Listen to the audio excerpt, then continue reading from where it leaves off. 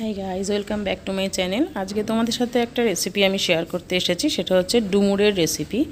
তোমরা কারা কারা ডুমুর খেতে পছন্দ করো আমাকে কিন্তু কমেন্ট বক্সে লিখে পাঠিও। সবার আগে তোমাদের টিটোস অ্যান্ড ভূমিস ব্লগসে স্বাগত জানাই। কেমন আছো তোমরা?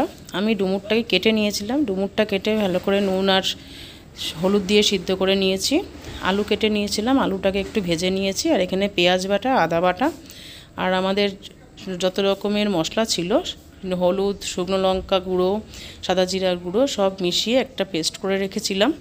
ভালো করে তরকারিটা কষিয়ে নিয়ে ডুমুরগুলো, সিদ্ধ করা ডুমুরগুলো তরকারির মধ্যে দিয়ে দিয়েছিলাম। আমি টমেটো দিয়েছিলাম, টমেটোটা অপশনাল, তোমরা দিতেও পারো নাও দিতে পারো। তোমাদের এই রেসিপিটা কেমন লাগছে আমাকে কিন্তু কমেন্টস করে জানিও। আর এই রেসিপিটা কিন্তু খেতেও খুব সুস্বাদু হয়েছিল। খুব অল্প সময়ের মধ্যে রেসিপিটা তৈরি হয়ে যায়।